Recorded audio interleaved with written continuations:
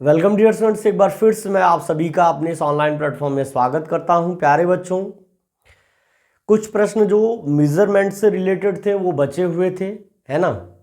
कुछ मेजरमेंट से रिलेटेड कुछ प्रश्न आपके बचे हुए थे और उन प्रश्नों का हल करवाने के बाद हम आज अगले अभ्यास की भी शुरुआत करेंगे, है ना। तो 9 वर्ष का आज दूसरा दिन है और सभी बच्चों को कल की क्लास हम नहीं ले पाए, उसके लिए हमने ये भी सोचा कि कल 9 वर्ष का पहला दिन है, सभी बच्चों को बस शुभाशंसा दे दें और सब बच्चे मेहनत से पढ़ें, प्रीवियस क्लास को रिवाइज कर लें और प्रसन्नतापूर्वक रहें और कुछ स्वाध्याय करें।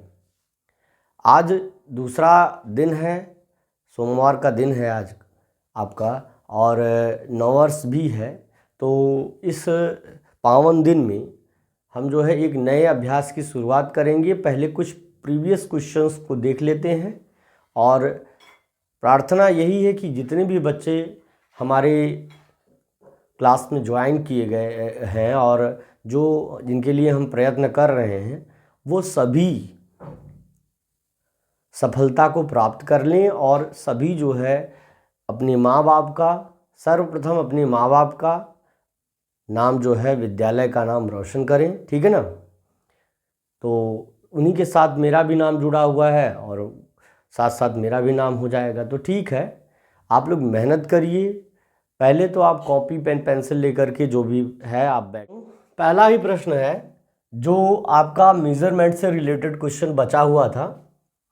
देखिए, लिखा है कि Kumar Mangalam earn 1500 rupees 1500 per month. Kumar Mangalam नाम का व्यक्ति है जो हर महीने 1500 रुपये कमाता है।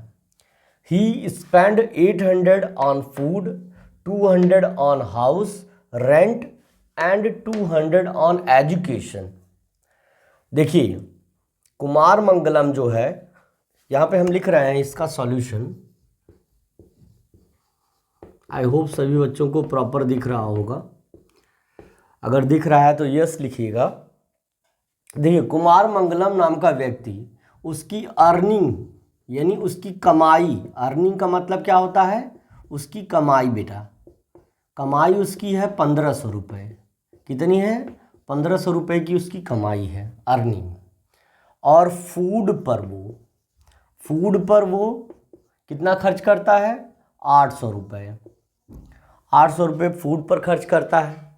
फिर उसके बाद हाउस रेंट का मतलब होता है घर का किराया देता है। शहर में लोग रहते हैं तो किराया देते हैं। खैर, अब 200 रुपये किराया किसी भी हाउस का नहीं होगा। 200 रुपया तो वॉशरूम का किराया ना रहे, लाइट का, इसका घर का कहाँ से रहेगा। चलिए देखिए आगे है। उसके बाद एजुकेशन यानी शिक्षा पर, है ना। तो एजुकेशन यानी शिक्षा, पढ़ाई पर भैया वो खर्च करता है। कितना? 200 रुपये। आजकल के तो प्राइमरी और एलकेजी के बच्चों का 200 महीने का हो जाता है खर्च, है ना। तो क्लियरली आई थिंक ये चीज़ आपको जमा। तो इसका टोटल एक्सपेंडिचर पहले निकाल लीजिए। टोटल एक्सपेंडिचर का मतलब होता है कि इसका कुल कितना खर्च हुआ, तो बराबर आपका हो जाएगा। देखिए, इसी को जोड़ लीजिए। 200, 200, 400, 800, 1200 रुपये हो गया इसका। सीधे जोड़ लीजिए ना भाई, अगर आपको क्लियर नहीं हो रहा है तो जोड़िए। यहाँ से 0 आ गया, यहाँ पे 0 आ गया और यहाँ पर आपका आ गया 2248412, ये आ गया 1200 उसका टोटल एक्सपेंडिचर हो गया। तो अभी क्या पूछ रहा है? Calculate his yearly saving. तो पहले इसकी saving, monthly saving, his monthly saving, उसके महीने की मंथली सेविंग, उसके महीने की सेविंग कितनी है? तो भैया 1500 कमाई है, 1200 गंवाई है, तो ये 300 बचाई है। मतलब ये है कि 300 इसने बचा लिया पर मंथ। क्या है कि इतना खर्च इसका महीने का आता है 1200 रुपये का। 200 शिक्षा पर, शिक्षा पढ़ाई पर, और इसके बाद हाउस रेंट यानी मकान का किराया, मकान का किराया भैया दे देता। भोजन भोजन पर दे देता है 800 रुपये, सबसे ज़्यादा भोजन पर ही लगाता है। और ऑब्वियस बात है कि भारतवर्ष में सबसे ज़्यादा लोग भोजन पर ही खर्च करते हैं, है ना। ये बात 100% सही है बेटा, है ना। तो अब क्या है, इसका टोटल एक्सपेंडिचर यानी मंथली टोटल एक्सपेंडिचर इसका 1200 रुपये है 1500 रुपये में से, और बचत इसकी है हिज मंथली सेविंग 300 है। तो अब ये कह रहा है कि हिज, है ना, अब इसके बच्चे की जो है एजुकेशन के लिए ये 200 रुपया देता है, हमने लिखा एजुकेशन के लिए। भोजन के लिए, हाउस रेंट के लिए 200 देता है, भोजन के लिए 800 रुपया देता है। अब कह रहा है कि कैलकुलेट हिज ईयरली सेविंग, है ना, यहाँ SAVING होना चाहिए था। मिस्टेक्स कहीं नहीं रहनी चाहिए, और मिस्टेक्स को हमेशा ध्यान दिया करिए, आइडेंटिफाई किया करिए, है ना। और थोड़ा सा मेरा आग्रह है, शाश्वत सिंह और ख़ास करके अरिहंत प्रताप सिंह और उत्सव, इंद्रजीत, जो लोग भी आपस में बहुत ज़्यादा कन्वर्सेशन करते हैं, ठीक है, कन्वर्सेशन भी एक क्राइटेरिया तक ठीक होता है, लेकिन बहुत ज़्यादा अगर किसी भी ऊल जलूल की टॉपिक्स पे अगर हम बात करेंगे तो ये थोड़ा सा हमारे लिए सही नहीं है। हमारा इस प्लेटफॉर्म को क्रिएट करने का मतलब है कि कहीं भी आप हों, जैसे कोई फैज़ाबाद से पढ़ रहा है, कोई लखनऊ से पढ़ रहा है, कोई अंबेडकर नगर से पढ़ रहा है, कोई कहीं से पढ़ रहा है, तो ये सभी लोग सेफ़ और सिक्योर तरीके से अपने सब बिजीएस्ट टाइम में से 1 घंटे निकाल करके अच्छी चीज़ें सीख लें, अच्छे से मोटिवेशन उनको मिल जाए। हम प्रयास करेंगे कि चाहे जहाँ से रह के पढ़ाएं, लेकिन आपको एक बेहतर कंटेंट दें। मेरा मोटिवेशन यहाँ से रहता है, मेरा पर्पज भी यही, ना कि आप कोई बात करें यहाँ पर आकर के बेटा, ठीक है ना।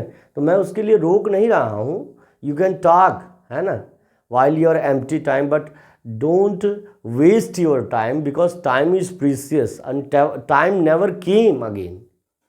समय कभी भी नहीं आता है। अगर मैं कहूँ कि मैं दिसंबर 28 को जाना चाहता हूँ वापस, जो 2022 का है, इट इज़ नॉट पॉसिबल, है ना, टू बी।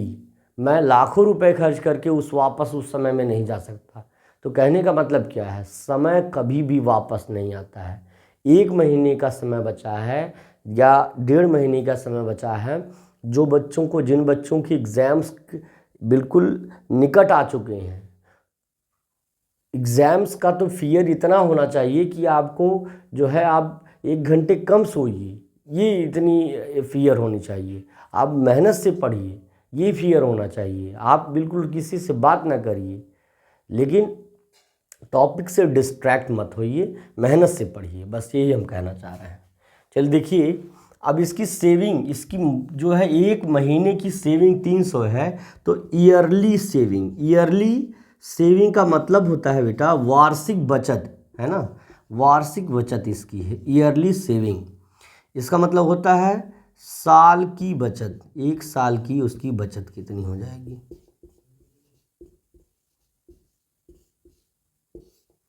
एक साल की बचत हर स्टेप पे मैं आपको बता रहा हूँ। 300 जब महीने की बचत है तो 1200 से गुणा करके उसके देखिए 2 जीरो है, 2 जीरो लिख लीजिए पहले ही।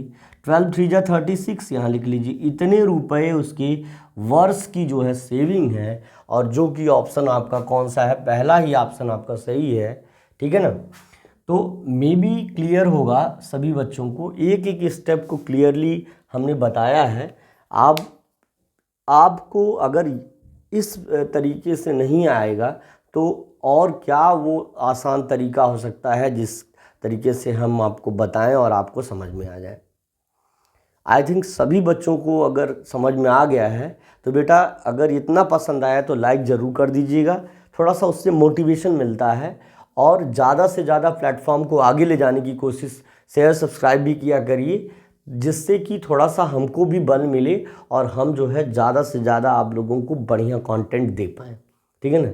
यही आप लोग हमारे इंस्पिरेशन हैं, और आप लोग जब सफल होंगे, जब और बच्चे सफल हुए थे तो उसी से इंस्पायर होकर के मैंने ये जो प्लेटफॉर्म क्रिएट किया है, और इस प्लेटफॉर्म को आगे ले जाने के लिए बस यही इंस्पिरेशन आप लोग हमारी बनिए कि आप लोग जितने लोग हो सब के सब हम 100% रिजल्ट देना चाह रहे हैं कि इन्हीं में से बच्चे, और ये भी है कि आप जो कंटिन्यू पढ़ाई कर रहे हैं उसको भी आप ब्रेकेज, उसमें भी ब्रेकेज ना आए, वो भी इतने टॉप लेवल पे रहिए कि कोई भी क्लास में आपको डिफीट ना कर पाए।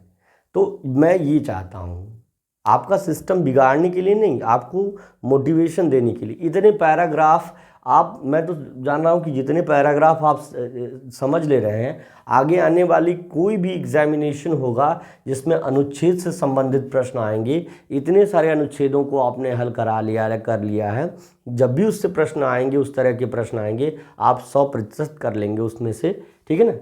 तो अब ज़्यादा कुछ ना कहते हुए इसको आप नोट डाउन करेंगे, तब हम दूसरे प्रश्न पर चलेंगे। चलिए नोट करिए इसको।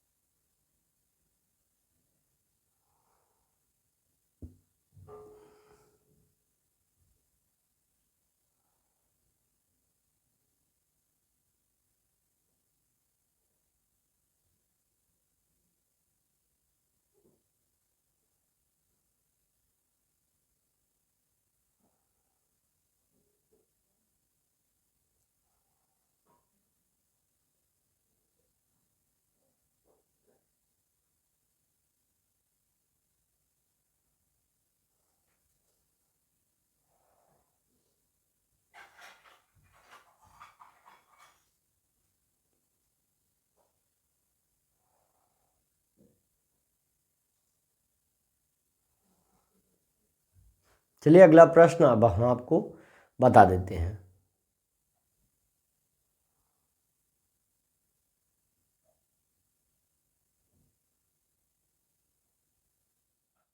देखिए अगला सवाल देख लीजिए। लिखा है Amit can do 1/2 of a piece of work in 8 days, यानी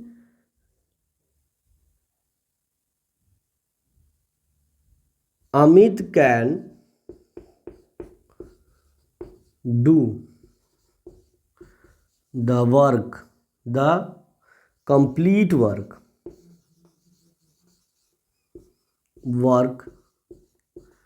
इन, कह रहा कि ये अमित किसी भी कार्य का आधा कार्य 8 दिन में कर सकता है, तो पूरा कार्य कितने दिन में करेगा? तो 8 × 2 यानी 16 दिन लेगा, 16 days। अमित, क्षमा चाहते हैं, अब देखिए जरा, अमित कैन डू, है ना, द कंप्लीट वर्क इन 8 × 6, क्यों कह रहा कि Amit can do half of a piece of work, Amit एक कार्य का आधा कार्य 8 दिन में करता है, तो पूरा कार्य कितने दिन में करेगा? तो 8 दूनी 16 दिन में, है ना। तो ऑब्वियसली अब इसी तरह से उत्पल उसी कार्य का 1/3 भाग, उत्पल जो है 8 दिन में करता है, तो उसी कार्य का 1/3 भाग 8 दिन में करता है, तो पूरा कार्य कितने दिन में करेगा? तो and Utpal can do the work, and Utpal can do the work 8 × 3 days, तो बराबर हो जाएगा 24 days, 24 दिनों में। उत्पल क्या, उसी कार्य को उत्पल 24 दिनों में करता है। सेम वर्क है कि अमित जो है उस कार्य को 8 दिनों में करता है आधा कार्य, तो पूरा कार्य 16 दिन में करेगा, और 1/3 हिस्सा, अब जैसे मान लीजिए एक पूरी इस पिलर को बनाना है, तो इसके 3 भाग कर देंगे, तो इसका ये भाग 1/3 होगा, तो 1/3 यानी 1/3 भाग होगा, तो अगर 1/3 को 8 दिन में करता है तो पूरा 8 दिन यहाँ भी लगेगा, 8 दिन यहाँ भी लगेगा, टोटल को जोड़ लेंगे तो आपका 24 दिन आ जाएगा। 8 3 जा 24 सिंपल फंडा है। अच्छा, तो अब एक चीज आपको लिखना है, Amit can do this work in 1 day.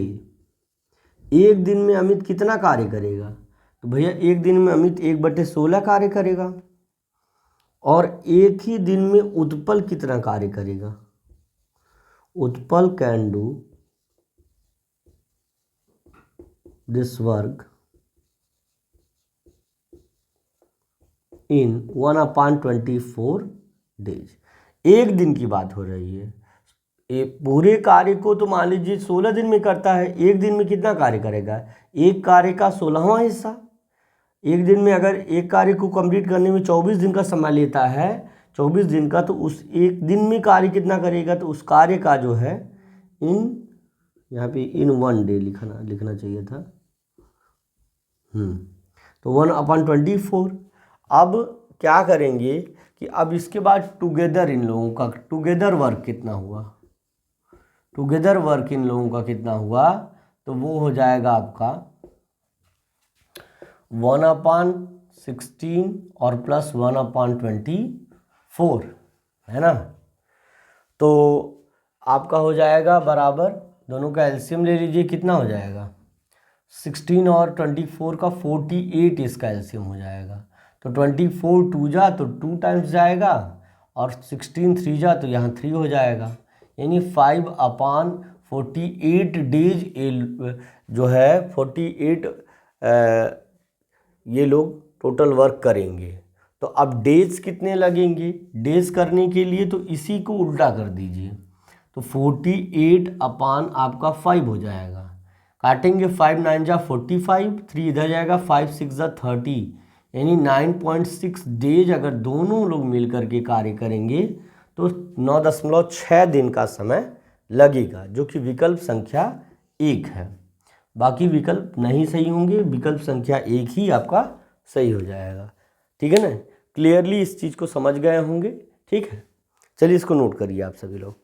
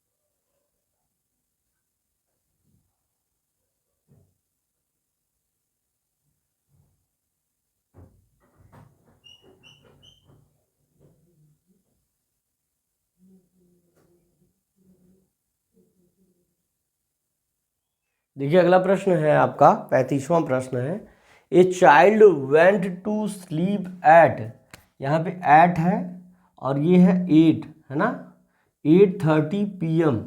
एक बच्चा जो है सोने के लिए, स्लीप मतलब होता है सोना, सोने के लिए वो 8:30 PM का मतलब होता है शाम का समय। ऑब्वियसली शाम के समय ही लोग सोने जाते हैं, ये कॉमन बात है। ठीक है ना, दिन में कम ही लोग सोते हैं, शाम के समय सोने जाता है। अब इसके बाद क्या है, एंड वेकअप 7 AM।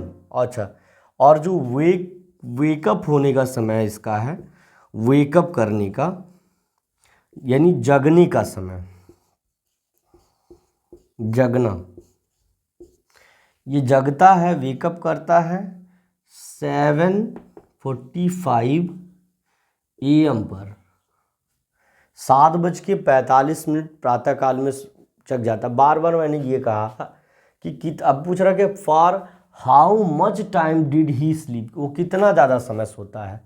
तो अब 7 घंटे 45 मिनट, इसमें कुछ बदलाव मत किया करिए आप लोग, सीधे ये सुबह का 12 बजे की बाद का समय है, ये रात 8:30 बजे से 12 बजे के बीच का समय निकालने के लिए 12 बजे में से 8:30 यानी 8 घंटे ये घटा देंगे तो कितने टाइम जो है 12 बजे रात्रि तक वो सोया है। तो 0 - 0 यहाँ नहीं जाएगा, ये कैरी करेंगे तो ये 1 हो जाएगा और ये 6 हो जाएगा, क्योंकि ये आर है और ये मिनट है। 1 घंटे में 60 मिनट होते हैं, 1 घंटे में 60 मिनट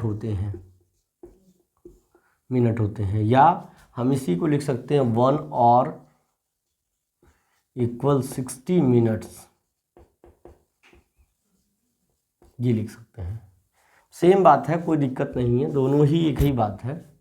अब देखिए यहाँ पे 6 - 3 3 आया और यहाँ पे 11 - 8 आपका 3 आया। 3 घंटे 30 मिनट का समय ये 12 बजे रात तक सोता है, 12 बजे रात तक, और उसके बाद 7 घंटे 45 मिनट सुबह तक सोता है, क्योंकि 12 बजे के बाद ऐसे 1 2 3 4 इस तरह से चलते 7:45 अगला दिन है, तो वो आपका 7 घंटे 45 मिनट ऑलरेडी हो गया। तो अब टोटल टाइम कितना हुआ, टोटल टाइम हो जाएगा 3 घंटे 30 मिनट और फिर 7 घंटे 45 मिनट, इसको जोड़ दीजिए, कितना आएगा आपका 5 आ गया यहाँ से, और ये 4 3 7 और 7 में से 6 निकाल दिए, क्योंकि 70 मिनट नहीं, हमको 60 मिनट इधर कर देंगे, यानी 60 इधर कर देंगे तो ये 1 हो जाएगा, इसमें 1 जुड़ जाएगा, तो ये हो जाएगा आपका 1 यहाँ आ जाएगा, 70 में से 60 घटा देंगे तो, और यहाँ बच जाएगा आपका 7 3 10 10 1 11,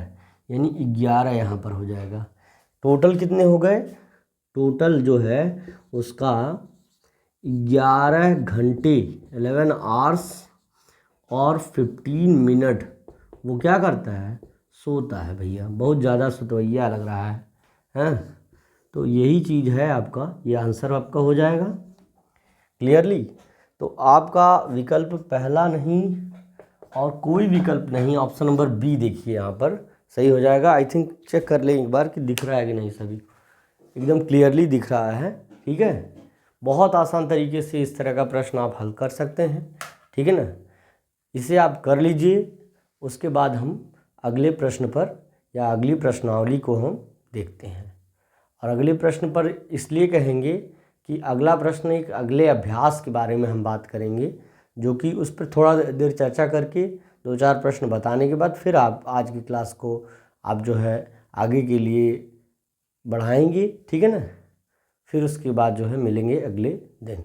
तो आप इसे नोट करिए, फिर अगले अभ्यास पर चलते हैं।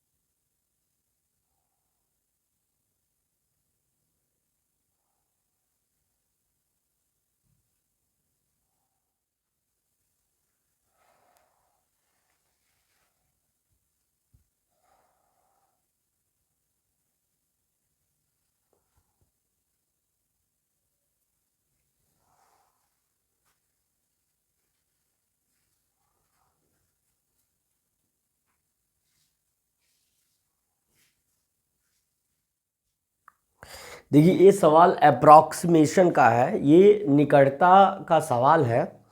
अप्रॉक्सीमेशन हमारा नेक्स्ट जो है इसके बाद का लेसन आ रहा है। तो इसमें अप्रॉक्सीमेशन का क्या मतलब होता है? निकटता या लगभग, हम लगभग कह सकते हैं किसी चीज़ को हम लगभग, यानी एक ऐसे अप्रॉक्स वैल्यू में हम मेज़र करें, that is known as approximation. तो ये सवाल हमने बताया भी है और इसको हम बता भी दे रहे हैं। देखिए लिखा है द सम ऑफ 975, 983, 923, 913 और 985 को इसके नियरेस्ट 100 में आपको क्या करना है? कन्वर्ट करके उसका सम फाइंड आउट करना है। तो अब इसको देखिए जरा, है numbers by numbers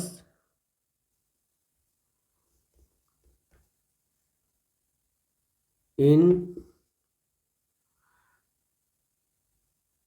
to rounded to the. बहुत सारे बच्चों को ये सवाल आ रहा है क्योंकि इस तरह के जो क्वेश्चन हैं ये बुक्स में भी हैं। Nearest into rounded into rounded to the nearest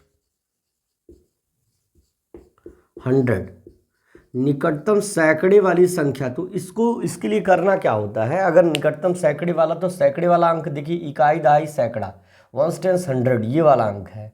लेकिन हमको इस वाले अंक से ध्यान तो इसका देना ही पड़ेगा, लेकिन हमको टेंस के डिजिट पे ज़्यादा फोकस करना है। अगर ये वाले डिजिट 5 से अधिक है तो ये 100 वाले डिजिट में 1 ऐड होगा और बाकी ये दोनों 0 हो जाएंगे।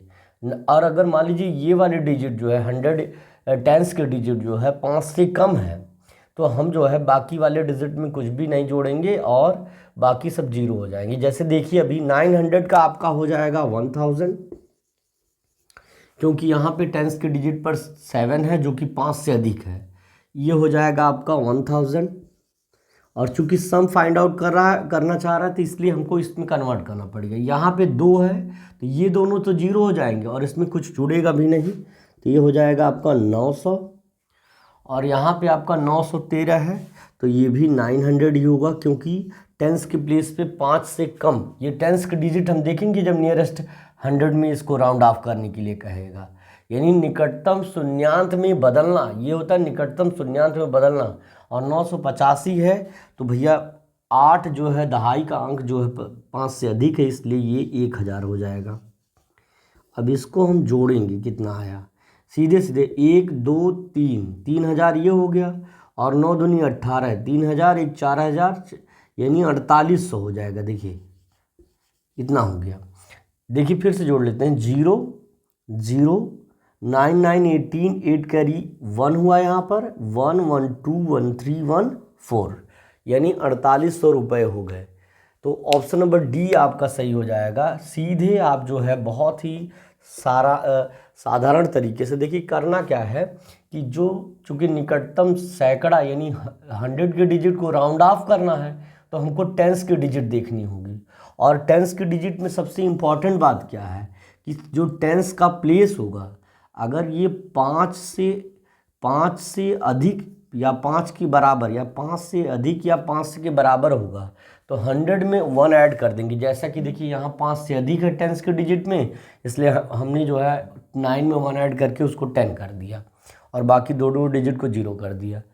लेकिन यहाँ पर आप देख सकते हैं टेंस के डिजिट पर आपका 5 से कम है। जब टेंस की डिजिट 5 से कम होगी तो हम इसमें 100 के डिजिट में कुछ भी ऐड नहीं करें, ये उसे ज्यों का त्यों लिख देंगे, जैसा कि दूसरी और तीसरी और चौथी संख्या के साथ हमने किया है। क्लियर है? तो जो आपका सम आ जाएगा भाई वो आ जाएगा आपका 4800 रुपये। इसको नोट करिए, उसके बाद हम आगे बढ़ते हैं।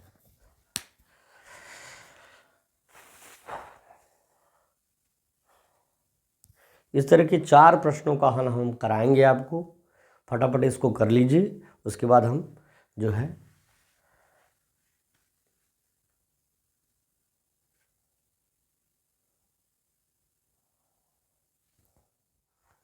दूसरा प्रश्न आप देख सकते हैं इसी तरह का, what is the approximate value of 278.00003 into 3.00005। कह रहा कि इसका निकटतम मान कितना होगा, निकटतम अप्रॉक्सीमेटली। तो आपको सिंपल कहना है कि देखिए यहाँ 3 है, इस अगर ये 5 से अधिक होता तो इससे हटाते तो यहाँ 1 लगाते, तो इसको हम सीधे लिख सकते हैं, सीधे 275.0003 को हम सीधे इसको जो है ना, अप्रॉक्सीमेट मतलब लगभग 275 ही कह सकते हैं, ठीक है ना। और 3 आपका 3.000 है ना, आपका 05 है। 5 हटाएंगे तो यहाँ 1 जोड़ेंगे, 1 हो गया, 1 हटाएंगे तो फिर यहाँ कुछ भी नहीं जोड़ेंगे, 0 ही रहेगा।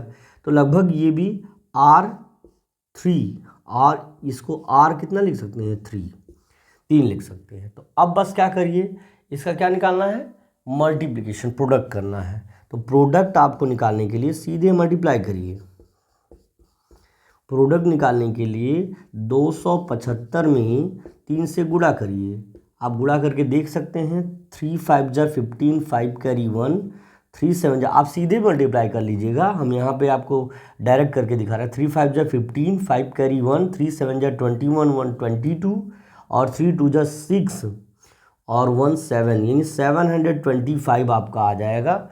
और जो कि यहाँ पे विकल्प है कि नहीं, 3 2 जा 6, 3 7 जा नहीं 28, यानी 8 आ जाएगा यहाँ पे। तो 825 आपका विकल्प हो जाएगा, ये विकल्प आपका हो जाएगा। इसको आप नोट डाउन कर लीजिए इसको तेज़ी से, क्लियरली कर लीजिए। थोड़ा सा कैमरा हमको नीचे करना पड़ेगा हल्का सा, ये देखिए क्लियर आपको दिख गया होगा। चलिए, क्लियर दिख गया बिल्कुल आसान तरीके से, क्योंकि 275.003 दशमलव के बाद इतने शून्य और फिर 3 लिखना, मतलब वो 275 के ही बराबर है। 3.005 लिखना मतलब वो 3.005 मतलब 3 के ही बराबर है, अथवा उसको हमने 3 लिख दिया। फिर दोनों का जब प्रोडक्ट निकाला तो हमारा 825 आ गया, ठीक है ना प्यारे बच्चों। इसी तरह से आप हर प्रश्नों को हल कर सकते हैं, ठीक है ना। तेजी से इसे हल करिए, नोट डाउन करिए, ठीक है।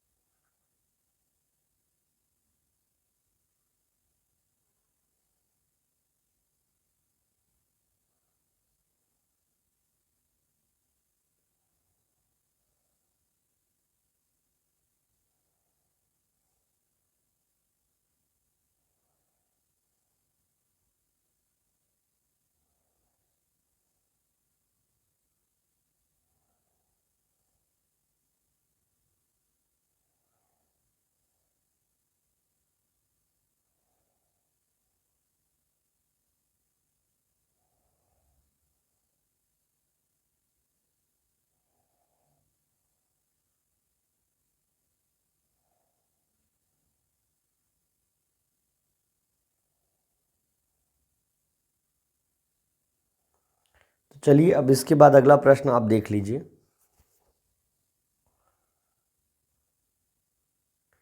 कंसिस्टेंट रह के सब लोग पढ़ेंगे, देखिए भाई सब लोग जुड़े रहें और लास्ट तक पढ़ें, ठीक है ना। ठीक,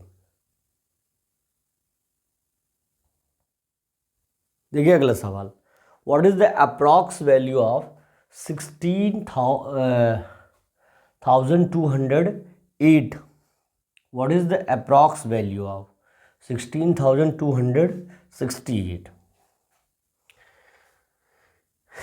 देखिए ध्यान से समझिएगा क्या कह रहा है कि 16,268 है ना कि अप्रॉक्स वैल्यू है ना। अप्रॉक्स का मतलब होता है निकटतम मान, निकटतम मान। प्यारे बच्चों ध्यान देंगे तो बहुत ये सवाल है, कुछ है ही नहीं, इसमें दम भी नहीं है कुछ। अब देखिए विकल्प देखिए 16,200, 16,300, 16,260, 16,270, इस तरह से आपको ये वैल्यू दे रहा है। यानी कहने का मतलब क्या है कि आपको निकटतम मान आपको पूछ रहा है 260 आएगा, 270 आएगा, ये नहीं बता रहा कि नियरेस्ट 10 में करना है, नियरेस्ट 100 में करना है, नियरेस्ट 1000 में करना है, ये नहीं बता रहा आपसे। तो इसके लिए करेंगे क्या, हम किसके साथ जाएंगे। देखिए अब आप देखिए कि ये जो अब देखिए दो विकल्प है, या तो आप जो है उसको नियरेस्ट 10 में करेंगे या नियरेस्ट 100 में करेंगे।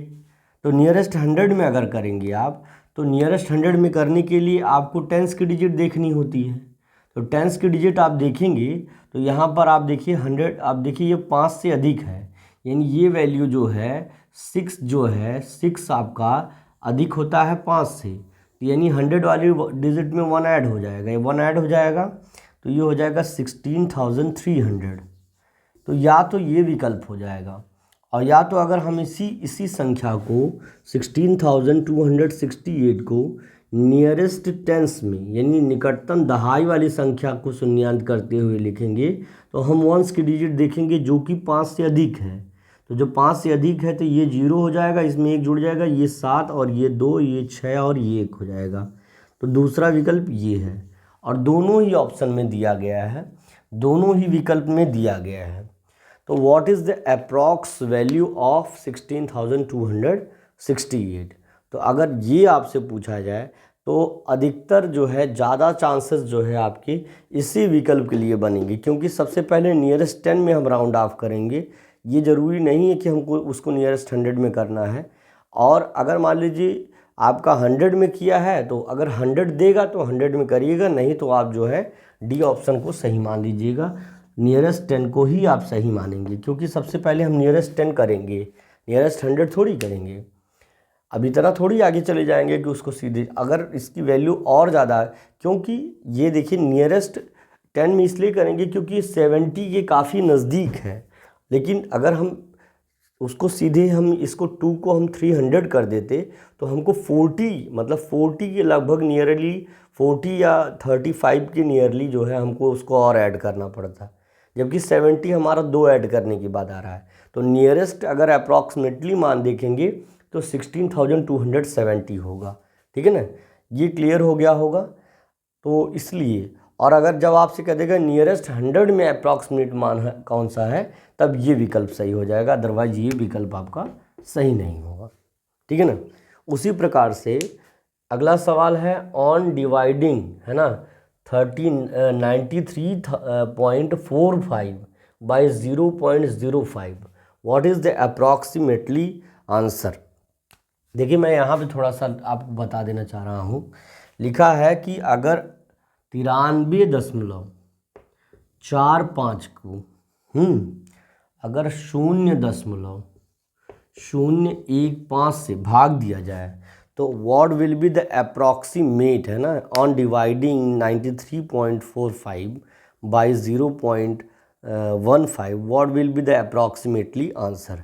तो सीधे पहले क्या करिए, नीचे 3 अंक पर दशमलव ऊपर भी, तो इससे जो है 1000 से गुणा कर दीजिए, गुणा कर दीजिए इसको।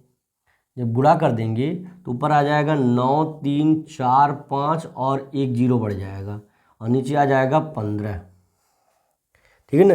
अब 15 से इसको काट दीजिए, तो ये कैसे काटेंगे, या तो आप भाग दीजिए या ये सीधे हमारी तरह काट दीजिए। 15 छक्का 90, 15 6 90, और ये हो जाएगा, इधर 3 चला जाएगा, 15 2 30 और 4 इधर चल जाएगा 45, 15 5 15 3 45, और यहाँ 0 है तो 0 यहाँ लिख देंगे। है ना। एक मिनट थोड़ा सा देख लें। 15 6 जा 90, 3 इधर गया, 15 2 जा 30 और 5 इधर गया, 15 5 जा आपको कितना हो जाएगा, 15 3 जा 45। तो 6230 आया। और जिसकी अप्रॉक्स वैल्यू, अगर 6230 की अप्रॉक्स वैल्यू जिसको हम कहेंगे, अप्रॉक्स वैल्यू उसको हम कह सकते हैं, जो कि चूँकि 100 की डिजिट जो है 5 से कम है, इसलिए इसको हम 6000 भी लिख सकते हैं, जो कि विकल्प संख्या डी है। आपका विकल्प संख्या क्या है, डी है।